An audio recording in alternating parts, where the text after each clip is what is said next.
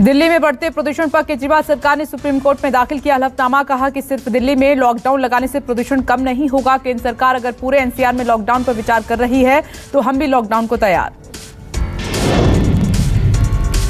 दिल्ली प्रदूषण पर supreme court में अब बुधवार को होगी सुनवाई। सॉलिसिटर जनरल ने कहा कि देर रात तक प्रदूषण पर बैठक कर रही है केंद्र सरकार। बोले कि दिल्ली में पार्किंग फीस 3 गुना की जाए ताकि लोग बिना काम के बाहर ना निकलें। प्रदूषण के लिए पराली जलाने पर सॉलिसिटर जनरल बोले कि पराली जलाने से होता है सिर्फ 10% प्रदूषण। दिल्ली एनसीआर में प्रदूषण पर फिलहाल थोड़ी राहत। नोएडा में 12 दिनों के बाद कम हुआ प्रदूषण का स्तर। नोएडा में एयर क्वालिटी इंडेक्स 321 पर आया। दिल्ली में भी दूसरे दिन के मुकाबले कम हुआ स्मॉग। मौसम विभाग ने जारी की चेतावनी। 16-17 नवंबर को एक बार फिर बिगड़ सकती है दिल्ली की आबोहवा। वाराणसी के काशी विश्वनाथ मंदिर में मां अन्नपूर्णा की मूर्ति स्थापित की गई है। सीएम योगी ने मां अन्नपूर्णा मूर्ति की प्राण प्रतिष्ठा की है। मंत्रोच्चारण और विधिवत पूजा अर्चना के बाद मूर्ति की दोबारा पुनर्स्थापना की गई है।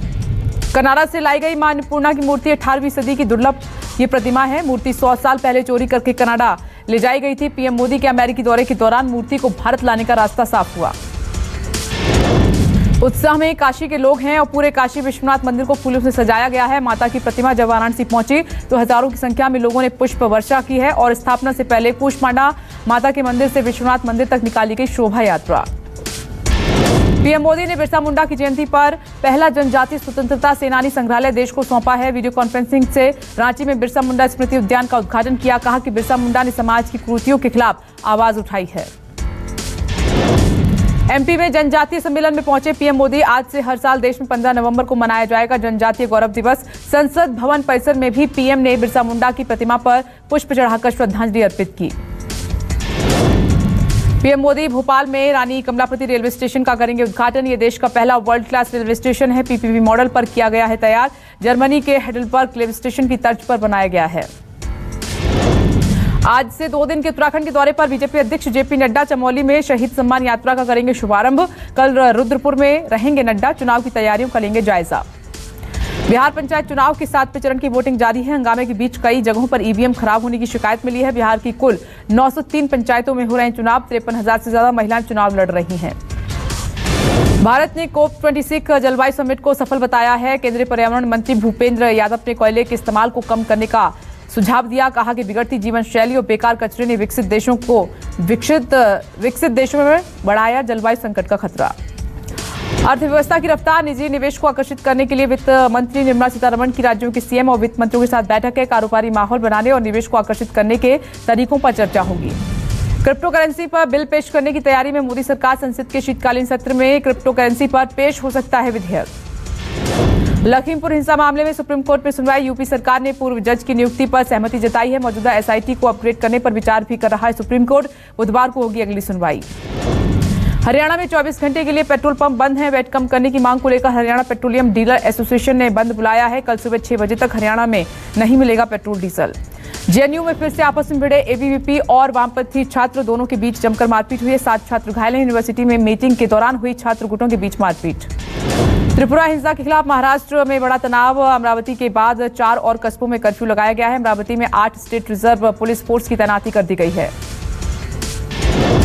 शिवसेना ने सामना में महाराष्ट्र की हिंसा का जिक्र किया है। लेख में लिखा है कि चुनावों से पहले ही क्यों खतरे में आता है हिंदुत्व। देश में पिछले 24 घंटे में 10,000 से ज्यादा कोरोना मामलों की पुष्टि हुई है और एक दिन में 125 लोगों की मौत हो गई। केरल में सबसे बुरा हाल है। देश में अब तक 112 करोड़ 34 लाख से ज्यादा वैक्सीन की डोज लगाई जा चुकी है। पिछले 24 घंटे में 30 लाख से ज्यादा टीके लगाए गए हैं। बिहार में ऑनलाइन अनलॉक 8 को लेकर जारी की गई नई गाइडलाइन। विवाह समारोह में बारात जुलूस और डीजे पर बिहार में अब भी जारी रहेगी रोक। पद्म विभूषण से सम्मानित जाने माने इतिहासकार बाबा साहेब पुरंदरे का 99 साल की उम्र में निधन हो गया। पीएम मोदी ने जताया दुख। कहा कि मेरे पास शब्द नहीं है। राज्य के सम्मान के साथ होगा अंतिम संस्कार।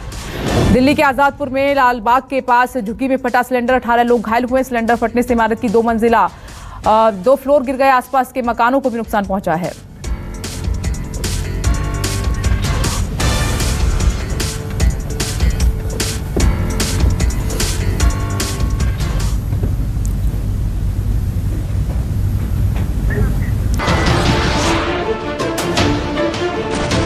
नमस्कार, मैं हूं मानक गुप्ता। अगर आपको हमारा ये वीडियो पसंद आया हो तो इसे लाइक और शेयर जरूर करें और हाँ, हमें सब्सक्राइब और फॉलो करना ना भूलें ताकि आप देश और दुनिया की कोई खबर मिस ना करें। तो जुड़े रहिए हमारे साथ और देखते रहिए न्यूज़ 24।